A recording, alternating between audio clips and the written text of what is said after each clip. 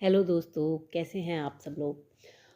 तो I hope कि आप सभी लोग अच्छे होंगे और अच्छे से अपना इनर वर्क कर रहे होंगे। तो कुछ मेरे पास क्वेरीज आ रही थी कि एक्चुअली में इनर वर्क कैसे किया जाए, या फिर होता क्या है इनर वर्क। क्या सिर्फ खुद की हीलिंग करना, जस्ट जो नॉर्मल मोडेलिटीज़ होती हैं उनसे खुद को हील करना ही इनर वर्क होता है। तो कुछ क्वेरीज थी, तो इससे मैं अपना एक्सपीरियंस लिंक करती हूँ जो मुझे आज हुआ। तो इनर वर्क बेसिकली जो होता है वो होता है अपने अंदर झांकना, अपने अंदर की कमियों को समझना, अपने ब्लॉक्स को आइडेंटिफाई करना। और ये हम तब कर सकते हैं जब हम खुद के साथ बैठेंगे और खुद के साथ काम करेंगे। जब हम समझेंगे कि हमें किस बात पे गुस्सा आ रहा है, हम अपने वाट के पीछे का वाई समझेंगे। तब जब हम वाई जानने लगेंगे किसी भी चीज़ के पीछे का, तो वो असल में इनर वर्क होता है। तब हमें समझ में आता है कि ये मेरा गुस्सा था, ये मेरा जेलिसी इशू था, ये मेरे बचपन से चली आ रही पैटर्न था। तो इस तरह से इनर वर्क होता है। तो आज जो कुछ रियलाइजेशंस हुई हैं मेरी, हो सकता है कि आपके सर के ऊपर से थोड़ा सा बाउंस हो जाए, या हो सकता है आप कंप्लीटली रेजोनेट कर लें। तो ओपन माइंड होकर सुनिएगा। मे बी शायद आपको कहीं ना कहीं लाइफ के एक्सपीरियंस से कुछ ना कुछ रिलेट हो जाए मेरी सिचुएशंस के अकॉर्डिंग। तो एक डीपर वुंड मेरा सरफेस पे आया आज। और वो वुंड कुछ ऐसे समझ लीजिए कि समटाइम्स हमारे चेहरे पे पिंपल्स होते हैं, बहुत छोटे से मामूली से दिखते हैं। और जब हम उन्हें दबाते हैं, हमें लगता है कि ये तो छोटा सा ही पिंपल है, इससे क्या ही होगा, मतलब ना के बराबर ही है। बट जब हम डीप में अपने चेहरे को जूम कर करके स्कैन करते हैं मिरर के सामने और उस पिंपल को दबा देते हैं, तो अचानक से उसमें बहुत सारा पस आ जाता है। इवन जब वो पस निकलता है तो उसके बाद एक गड्ढा हो जाता है आपके चेहरे पे, और उसके बाद एक मार्क छोड़ जाता है चेहरे पे, जो लगभग कई महीनों तक, 3 से 4 महीनों तक रहता है। उसके बाद फिर धीरे धीरे फेड होके चला जाता है। तो इसी तरह से डीपर वुंड्स होता है। कुछ वुंड्स सरफेस पे बहुत जल्दी आ जाते हैं और पता चल जाते हैं, लेकिन जब आप डीपर हीलिंग करने जाते हैं तो कुछ वुंड्स इसी तरह के होते हैं। और मेरा भी एक ऐसा ही वुंड आज सरफेस पे हुआ। तो वो वुंड आते ही सबसे पहले, क्योंकि डीपर लेयर का वुंड था, तो मुझे ऐसा लगा कि काफ़ी दिनों से हीलिंग करने के बाद मे बी मैं कहीं ना कहीं खुद को हील कर चुकी हूँ काफ़ी हद तक। तो इसलिए मैं रिएक्ट नहीं कर रही हूँ, मैंने कुछ भी रिएक्ट नहीं किया। मैं बिल्कुल नम भी नहीं कहूँगी, क्योंकि इमोशन कुछ फील ही नहीं हुआ। बॉडी ने भी कोई पेल्पिटेशन नहीं हुई, कोई एनजाइटी नहीं हुई, कुछ भी नहीं हुआ। बट हाँ, शायद आंखों से आंसू स्टार्ट हो गए थे, तो वो मैं समझ नहीं पाई कि क्या हुआ। तो मुझे लगा कि मे बी शायद कुछ बचा हुआ रेजिड्यू होगा पुराने पास्ट का, तो वो निकल रहा है।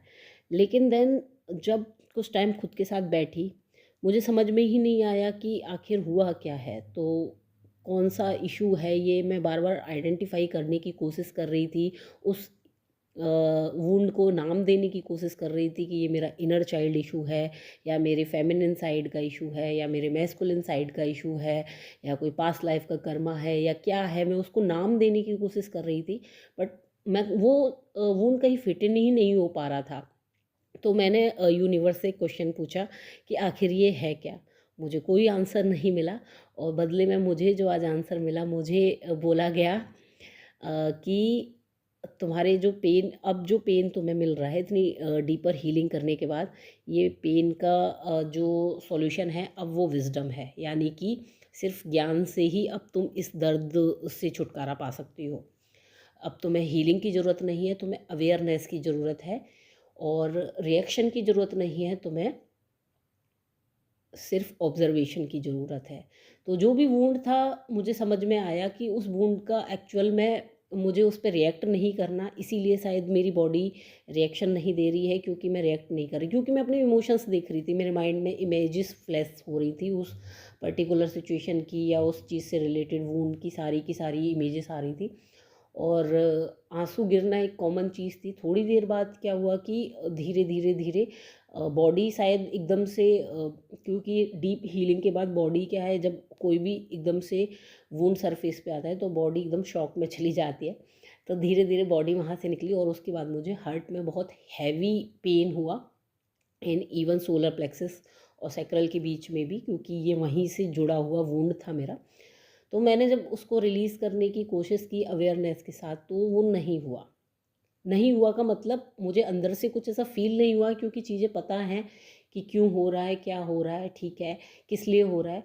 बट फिर भी कहीं ना कहीं अंदर से एक विक्टिम वाली मेंटलिटी कि मेरे साथ ऐसा हुआ, इतना इनर वर्क करने के बाद भी हुआ, एक कंप्लेनिंग मोड मेरा ऑन हुआ यूनिवर्स के लिए कि क्यों भगवान, अब क्यों, इतना क्यों, कितना और सहा जाएगा, अब नहीं हो रहा। देन फिर भी जब ये होता रहा तो उसके बाद मैंने जो है डीप ट्रांस में 1 से 2 मेडिटेशन किए, और मुझे एक्चुअली में याद नहीं कि उनमें क्या हुआ। बट उसके बाद मुझे बस ये बार बार समझ में आ रहा था कि अब विजडम ही, यानी कि ज्ञान ही मेरे पेन का क्योर बनेगा। तो विजडम, किस तरह की विजडम, क्या चाहिए ऐसा, और क्या अवेयरनेस के साथ मैं इस पेन को देखूं, क्योंकि ये बहुत ही बोरिंग और बहुत ही टफ सिचुएशन होती है ऑब्जर्वर मोड में उस पेन को देखना। हमें पता सब कुछ है और हम कर कुछ नहीं पा रहे। देन सडनली क्लैरिटी आई माइंड में, ऑफिस में काम करते हुए। हाँ, उस ट्रांस में जाने के बाद लगभग आधे पौन घंटे बाद अपने आप ही क्लैरिटी आई और कुछ चीज़ें क्लियर हुई और मुझे कुछ डीपर अनुभव समझ में आए जो शायद आप लोगों के भी काम आए। तो सबसे बड़ा अनुभव जो समझ में आया, तो समझ में ये आया कि यूनिवर्स कभी भी हम पे चीज़ें थोपता नहीं है। हम कहते हैं कि जो करना है वो भगवान के हाथ में है, सब कुछ भगवान ही देख रहे हैं, बट मुझे ऐसा लगता है, ये मेरा पर्सनल एक्सपीरियंस है, कि यूनिवर्स कभी भी हम पे चीज़ें थोपता नहीं है, वो हमें चॉइसेस देता है। आपके पास किसी भी चीज़ को करने की चॉइसेस होती हैं और डिसीजन हम खुद लेते हैं। और जब हम डिसीजन लेते हैं, उसके बाद उस डिसीजन पे अगर हम टिके रहते हैं तो हमारी लाइफ उस दिशा में आगे बढ़ जाती है जो भी हम डिसीजन लेते हैं। और अगर डिसीजन जो हम ले रहे हैं उसके बाद जो हम उस डिसीजन पे नहीं टिकते हैं, तो जो भी आउटकम बनता है उसका रिस्पॉन्सिबल ना यूनिवर्स है ना कोई और है, सिर्फ और सिर्फ हम हैं। क्योंकि जो भी चॉइसेस हमारे सामने आती हैं किसी भी सिचुएशन से लेके, उस पर डिसीजन लेने वाले सिर्फ और सिर्फ हम होते हैं। मेरे मन में फिर एक और क्वेश्चन बहुत बार आता था। मैं कभी कभी अपनी जर्नी को कंपेयर करती थी दूसरे लोगों से इस तरह से कि कभी कभी इनर वर्क करते हुए लगता था कि मेरी लाइफ में इतने सारे पेन्स आते हैं और दूसरे इंसान की लाइफ में सेम पेन क्यों नहीं आ रहे। या समटाइम्स जो है अपने ही ऑफिस के कलीग्स के साथ मैं चीज़ों को कंपेयर करने लगती थी कि इतने कम एफर्ट के साथ इतना ज़्यादा प्रोग्रेस मिल जाता है, मुझे क्यों नहीं मिलता, या उनके पास इतनी लग्जीरियस चीज़ें हैं, मेरे पास क्यों नहीं है। इस तरह की बहुत सारी कंपैरिजन मुझे आते थे, हालांकि कम हुए इनर वर्क के बाद, लेकिन कभी कभी समटाइम्स अभी भी आते थे। तो आज मुझे उसका जवाब मिला और मुझे उसके जवाब से ये समझ में आया कि सबकी अपनी प्रायोरिटीज़ होती हैं और सब अपनी प्रायोरिटीज़ के अकॉर्डिंग ही काम करें तो बेहतर होगा। और अगर हम अपनी प्रायोरिटीज़ को सेट करके उन पर स्टैंड लेना स्टार्ट करें तो हमारे अंदर कंपैरिजन की भावना नहीं आएगी। हमारे साथ मेन प्रॉब्लम पता है क्या होती है? हमारे साथ मेन प्रॉब्लम ये होती है कि हम हमेशा दूसरों के बनाए हुए मोल्ड में फ़िट होने की कोशिश करते हैं। जो सोसाइटी हमारे लिए मोल्ड बना रही है हम उसमें फ़िट इन होने की कोशिश करते हैं, जबकि हम ये भूल जाते हैं कि हम ऑलरेडी किसी मोल्ड से निकले हुए पार्ट है। यानी हम ऑलरेडी किसी पजल का एक पीस है, मिसिंग पीस है। और जितनी डेस्परेशन से हम उस मिसिंग पजल को ढूंढ रहे हैं पूरी की पूरी, उतनी ही डेस्परेशन से हमारा भी वेट किया जा रहा है क्योंकि हम उस पजल को कंप्लीट करते हैं। तो ये एक हमारी यूनिक पजल होती है। बट हम क्या करते हैं, हम जगह जगह कभी इस पजल में फ़िट होने की कोशिश करते हैं, कभी सोसाइटी के किसी भी कोने में फ़िट इन होने की कोशिश करते हैं, कभी दूसरे मोल्ड में फ़िट इन होने की कोशिश करते हैं। हम इस तरह से बहुत बार करते हैं और यही हमारी सबसे बड़ी प्रॉब्लम की वजह बन जाती है। फॉर एग्ज़ाम्पल सपोज़ दैट कि मेरे पास एक ऑप्शन है, मेरी शादी की एज है, मेरे घर वाले बोल रहे हैं कि शादी की एज है तुम्हें शादी करनी है। बट मेरी अंदर से जो प्रायोरिटीज़ मुझे आ रही है, कॉलिंग वो आ रही है कि मुझे जॉब करनी है। तो जब मुझे जॉब करनी है और लेकिन मुझे सोसाइटी से प्रेशर है क्योंकि एक मोल्ड बना हुआ है और मैं फिट इन होने के लिए उसमें कोशिश करती हूँ कि मुझे तो शादी ही करनी है, और शायद मैं इन केस एक चॉइस बनाती हूँ और मैं शादी कर लेती हूँ, तो क्या मैं उस शादी में खुश रह पाऊँगी? क्या मैं उसमें अपना 100% दे पाऊँगी? नहीं, क्योंकि मेरी अंदर से कॉलिंग थी, मेरी प्रायोरिटी थी जॉब करने की। और दूसरी सिचुएशन ये बनती है कि अगर मैं जॉब पे जाती हूँ, मान लीजिए सबके अगेंस्ट में जाके उस जॉब में मैं कोशिश करती हूँ, अपने लिए स्टैंड लेती हूँ, अपनी प्रायोरिटी को सेट करती हूँ, उस पे स्टैंड लेती हूँ, तो क्या मैं वाकई में सेटिस्फैक्ट्री जॉब कर पाऊँगी? नहीं, क्योंकि उस प्रायोरिटी को मैंने सेट तो कर लिया। यहाँ पे जाके मुझे एक चीज़ समझ में आई कि उस प्रायोरिटी को मैंने सेट तो कर लिया कि मैं सोसाइटी के मोल्ड में फिट इन नहीं हो रही और मेरी एक पर्सनल जर्नी है और मुझे उस पे चलना है। लेकिन मैं उस प्रायोरिटी पे ग्राउंडेड नहीं हूँ, अपनी बात पे फर्म डिसीज़न नहीं लिया है मैंने, क्योंकि मेरे अटैचमेंट्स, यानी कि मेरे, हो सकता है मेरे पेरेंट्स नाराज़ हो जाएँ या सोसाइटी मुझे ताने मारे। तो क्योंकि मेरा सर्वाइवल मोड अभी भी ऑन है, तो मैं उस प्रायोरिटीज़ को रिलीज़ नहीं कर पा रही हूँ, उसको सेट करके ग्राउंडिंग करके उस पे फर्मली स्टैंड नहीं हूँ, जिस वजह से मैं बार बार दोनों जगह झूलती हूँ। इस प्रायोरिटी से किस काश मैंने शादी कर ली होती, काश मम्मी पापा मान जाते मेरी जॉब के लिए, इस तरह की चीज़ें करती। तो जब मैं इस तरह की चीज़ें करती, तो मैंने फिर प्रायोरिटी कहाँ सेट करी, मेरी लाइफ तो फिर फियर में ही चलती चली गई ना फिर। तो यही एक डीपर रियलाइजेशन मुझे समझ में आया। और फिर एक एग्जांपल जो मुझे बहुत रिलीवेंट लगा, और वो ये था, सपोज दैट शादी के बाद जस्ट आपको सोसाइटी प्रेशर करती है, फैमिली मेम्बर्स प्रेशर करते हैं कि आपको अब बच्चा करना चाहिए, फैमिली आगे बढ़ानी चाहिए। तो जब ये प्रेशर आता है तो क्या एक्चुअल में दोनों को, मान लीजिए हस्बैंड एंड वाइफ दोनों पेरेंटिंग के लिए अभी रेडी ना हो या शायद चाहते ही ना हो, बट एक सोसाइटी का जो कंडीशनिंग आती है और उसमें जो कहा जाता है कि नहीं आगे फिर कोई नहीं रहेगा, आपको सपोर्ट करने के लिए कोई नहीं रहेगा, चीज़ें नहीं रहेंगी आपके पास, आपको बुढ़ापे में कौन सहारा देगा, ये जो इस तरह की चीज़ें होती है, तो उससे मन में एक फियर जनरेट हो जाता है कि सच में वाकई ऐसा होता है।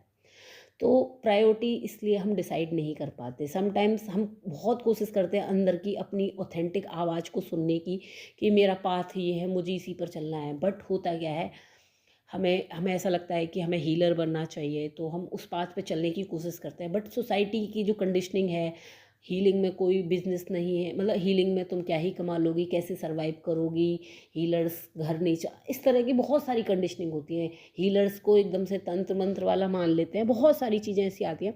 तो आप अपनी, यहीं पर बहुत सारे लोग अपने आप को बैक स्टेप कर लेते हैं, पीछे ले लेते हैं अपने कदम, क्योंकि उनको लगता है कि नहीं, मैं हीलर नहीं बन सकता क्योंकि सोसाइटी ऐसा कहती है।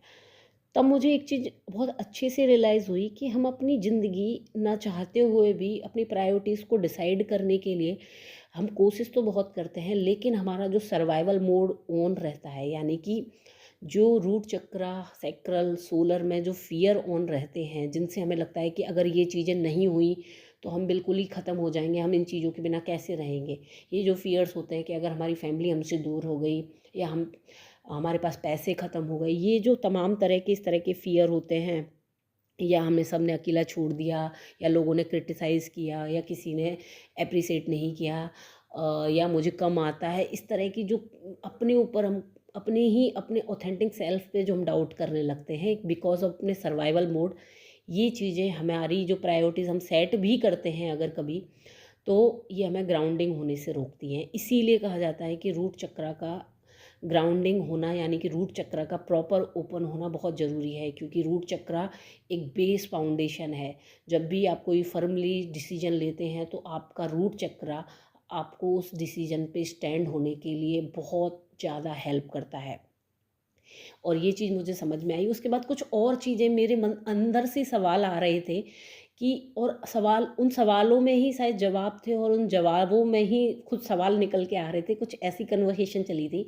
तो मुझे एक सवाल आया कि आखिर कंपैरिजन किस बात का करना, क्योंकि मैं बार बार कंपैरिजन मोड में जाती थी, जेलिसी की बेस पे नहीं जाती थी, लेकिन शायद कुछ चीज़ों में जाती थी, सवाल करती थी कि ऐसा क्यों, मेरी लाइफ ऐसी क्यों, दूसरों की ऐसी क्यों नहीं। देन फिर मुझे समझ में आया कि मैं कंपैरिजन कर किससे रही हूँ। मैं कंपैरिजन कर रही थी अपने ऑफिस की कलीग से, अपने फ्रेंड से, अपनी फैमिली मेम्बर से, अपने हस्बैंड से, अपने आसपास की सराउंडिंग से। तो आज मैंने खुद से यही क्वेश्चन किया कि क्या ये एक्चुअली मैं एक कंपैटिबल कंपैरिजन कर रही हूँ मैं, क्योंकि मैं जिस जर्नी से निकली हूँ उस जर्नी में इन लोगों को तो दूर दूर तक पता भी नहीं है उस जर्नी का। तो किस बात का कंपैरिजन। लोग अक्सर अपने मोबाइल फ़ोन में फ़ोटो क्लिक करके रखते हैं कि हम इस जगह जा रहे हैं, मेमोरीज़ कलेक्ट कर रहे हैं, हम ये कलेक्ट कर रहे हैं। तो मेरे फ़ोन में कोई मेमोरीज़ नहीं होती, कोई फ़ोटो क्लिक नहीं करती मैं किसी टूरिस्ट प्लेस पे अगर जाती भी हूँ तो। क्यों, मुझे लगता है कि क्यों करनी, क्योंकि जब मैं बैठे बैठे अपनी पास्ट लाइफ मेरे सामने आ रही है, मैं पास्ट लाइफ को एक्सेस कर सकती हूँ, तो मुझे फ़ोन में फ़ोटोज़ रखने की क्या ज़रूरत है। वो भी इस लाइफ की, वो भी कुछ महीनों की, हो सकता है सालों की। देन फिर दूसरा क्वेश्चन आया कि लोग घूमने जाते हैं, उनकी प्रायोरिटीज़ घूमना है और मैं कहीं नहीं जा पाती, मैं यहाँ बैठी रहती हूँ। तो मुझे समझ में आया कि क्यों क्यों इस बात से मुझे कंपेयर करना कि कोई कहीं घूमने जाता है। मैं जब यहाँ बैठकर एस्ट्रल ट्रैवल करती हूँ, क्या वो लोग जानते भी हैं एस्ट्रल ट्रैवल होता क्या है? तो ये चीज़ ईगो सेल्फ से नहीं आई मेरे कि मैं उनसे कंपेयर करके अपने आप को बहुत सुपीरियर दिखा रही हूँ, नहीं। मैं जस्ट ये देख रही थी कि मेरी प्रायोरिटीज़ उनसे कितनी डिफरेंट है और वो लोग मुझसे कितना डिफरेंट है। देन तीसरा अचानक से ये भी आया कि लोग फैमिली प्लानिंग करते हैं, फैमिली बनाते हैं, क्योंकि उनको शायद लगता है कि फैमिली में रहना ही हमारी लेगेसी को आगे क्रिएट करेगा। बट मुझे ऐसा कभी नहीं लगता और मुझे लगता है कि शायद ये टाइम मेरे पास जो है, ये कुछ करने के लिए मेरी सोल यहाँ आई है, तो उस काम पे स्टैंड लूँ। और जिस टाइम में लोग मूवीज़ देखते हैं या और चीज़ें, गप्पे मारते हैं या कुछ भी करते हैं, अपनी एनर्जी का जो भी उपयोग करते हैं, मुझे लगता है कि उस टाइम में मैं कुछ ऐसा क्रिएट कर दूं जिससे मेरे अलावा और ना जाने कितने लोगों की हेल्प हो जाए। तो ये एक मेजर डिफरेंस मुझे समझ में आया आज कि मैं कंपैरिजन कर किन से रही हूँ। मुझे ऐसा लगा कि जैसे मैं एक ट्रायंगल को एक सर्कल के साथ मर्ज करने की कोशिश कर रही हूँ, तो वो कैसे हो जाएगा क्योंकि उनका बेस ही नहीं है। देन फिर मुझे समझ में आया कि कंपैरिजन करने के लिए एक कॉमन बेस होना चाहिए। हम कहते हैं ना कि हर चीज़ करो तो अपने बराबरी वालों के साथ करो। अब मैं यहाँ पे कोई ऊपर है कोई नीचे है, मैं ये नहीं कह रही। मैं जस्ट ये समझाना चाह रही हूँ कि वो अलग फ्रिक्वेंसी पे ऑपरेट कर रहे लोग हैं जिनके साथ मैं कंपैरिजन कर रही थी। मैं शायद अलग फ्रिक्वेंसी में, ये सिर्फ रियल लाइफ में डेली चीज़ों के साथ नहीं, ये हमारी हीलर्स की जो जर्नी होती है, स्पिरिचुअल वर्क की जर्नी होती है, उसमें भी होता है। हमें लगता है कि वो हमसे आगे निकल गया, उसको अच्छे डाउनलोड हो रहे हैं, उसको और ज़्यादा आता है। तो ऐसा कुछ है ही नहीं असल में, क्योंकि उसकी टाइमलाइन अलग है, वो अलग सोल है, वो अलग मिशन पे आई हुई है, वो कुछ अलग ही मोल्ड, उसकी पजल ही अलग है और वो किसी अलग पजल का पीस है। मैं शायद किसी अलग पजल का पीस हूँ। तो मुझे एक चीज़ ये भी समझ में आई कि यहाँ पर भी कंपैरिजन नहीं करना है कभी भी। हालांकि करती नहीं हूँ, लेकिन मुझे यहाँ से समझ में आया। फिर सवाल आया कि अच्छा ठीक है, अगर मैं फैमिली नहीं प्लान करती या कुछ भी इस तरह की चीज़ें, तो क्या ये ना करना मेरी लेगेसी, मेरा नाम कैसे रहेगा? मेरा नाम इस अर्थ पे कैसे रहेगा? फिर मैं तो चली जाऊंगी, उसके बाद मैंने जो किया ठीक है, उसके बाद मुझे कौन याद रखेगा? मेरा जो एक योगदान रहेगा वो कैसे याद रहेगा? तो मेरे अंदर से ही मुझे सवाल सवाल के रूप में ही जवाब मिला कि रूमी के बच्चों का नाम पता है? मैंने कहा नहीं। तो फिर आगे आया कि गौतम बुद्ध के परिवार का क्या हुआ उसके बाद पता है? मैंने कहा नहीं। बोले क्या ये लेगेसी नहीं क्रिएट करके गए? क्या इन्हें कोई जानता नहीं है? क्या ये मिट गए? नहीं ना। तो मुझे सच में बहुत गहरा डीप रियलाइजेशन हुआ कि हाँ, इसके लिए ये ज़रूरी नहीं कि मेरी लेगेसी हो, मेरी कोई एक विरासत के रूप में कुछ ऐसा अंश छोड़ के जाना चाहिए।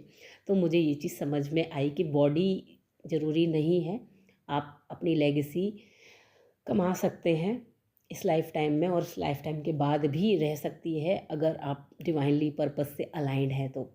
उसके बाद फिर एक क्वेश्चन आया कि ठीक है, अगर मेरा कोई अपना नहीं कहने को, तो जो लाइफ के डिफ़िकल्ट फेजेस होते हैं और जब हम बिल्कुल ही ओल्ड हो जाते हैं, तो हमारी हेल्प कौन करेगा उस टाइम पे?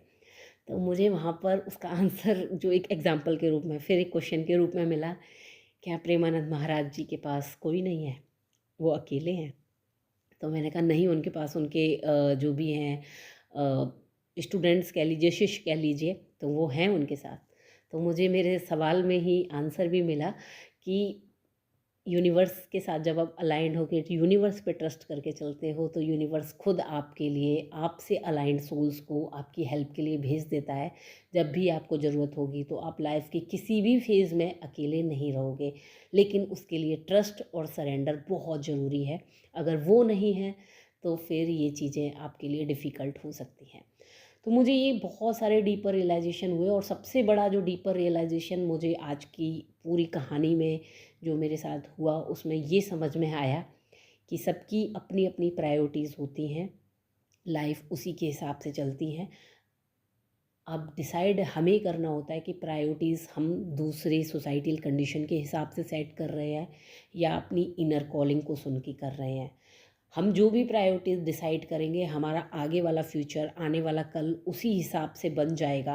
इवन आज भी उसी हिसाब से रहेगा। बट प्रायोरिटीज़ को डिसाइड करते समय बहुत ही केयरफुल रह के देखना है, सोचना है कि हम चाहते क्या हैं।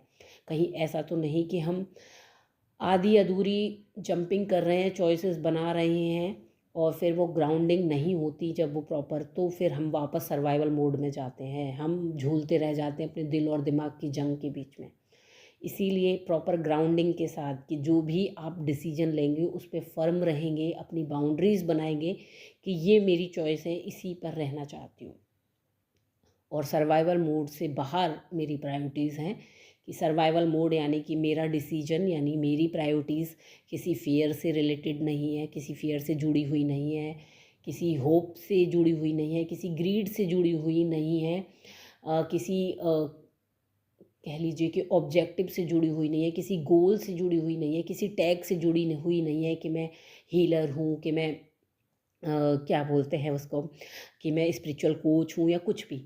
जब मेरी आइडेंटिटी किसी चीज़ से ही जुड़ी हुई नहीं है, तब जाके जो मैं डिसीजन अपने लिए अपनी प्रायोरिटी सेट करती हूँ, वो कहीं जाके मुझे मेरे इनर वर्क में, मेरी स्पिरिचुअलिटी में मुझे कहीं डीप में लेके जाती हैं। उसके बाद लास्ट में मुझे जो वर्ड्स बोले गए वो यही बोले गए कि शिव को कहीं बाहर नहीं ढूंढना होता, शिव अंदर ही बैठे हैं। और क्योंकि शिव को शून्य कहा गया है, तो शिव को पाने के लिए तुम्हें शून्य होना पड़ेगा, और शून्य की कोई वैल्यू नहीं होती, शून्य का कोई वजूद नहीं होता तब तक जब तक कि शून्य को आगे हिस्सा ना मिले, यानी कि शून्य को कोई वैल्यू ना मिले, यानी कि शक्ति ना मिले। तो मुझे जो समझ में आया वो यही मैसेज समझ में आया आज जो मुझे मिले, कि सबसे पहले मेरे जो दुखों का कारण है वो कोई और नहीं, मैं ही हूँ।